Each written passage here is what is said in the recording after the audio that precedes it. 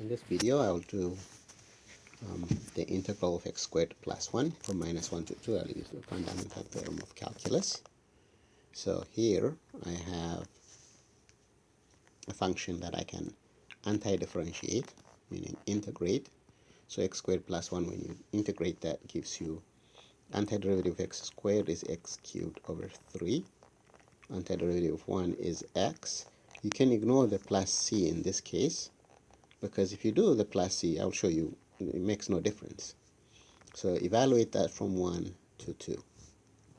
So that will give you 2 cubed over 3 plus 2 minus 1 cubed over 3 plus minus 1. So that gives you 8/3 plus 2 minus 1/3 minus 1. So you're going to have to add all of those. So distribute the minus. That gives you 8/3 plus 2 plus 1/3 plus 1. And that's 9/3. 3 and 3 gives you 6. So that's that. If you had a plus c here, for example, let's say I have a plus c, then that c would have shown up here and here. With a minus, when you distribute that minus, the minus would have canceled them out. They would subtract them out.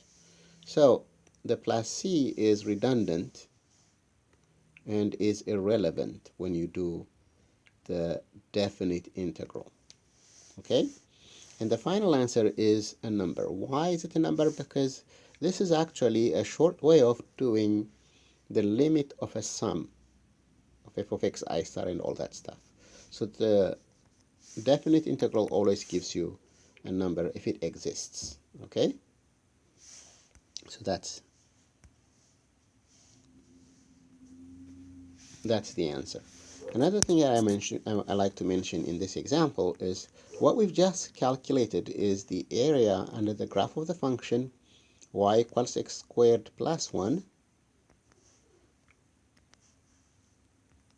from minus 1 up to 2. So this is 2. This is negative 1. So we just calculated the area under the graph of y equals x squared plus 1. And the area turned out to be 6 square units. In the next example, I have the integral of x squared minus 1. And this is x to the thirds over 3 minus x. We will evaluate that from minus 1 to 2. So that will be 2 cubed over 3 minus 2 minus 1 cubed over 3 minus 1. And this gives us 8/3 minus 2. That's minus 1/3, so that gives us plus 1/3. Minus gives us minus 1. That's 9/3 minus 3. And this happens to be 0. Oh, what happens?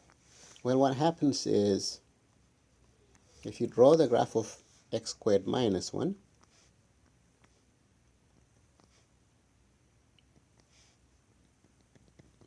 y equals x squared minus 1, and you integrate, what you're doing is the net area. This being a negative area, this being positive area, it turns out to equal 0. So the net area is 0. That's what we have with this result.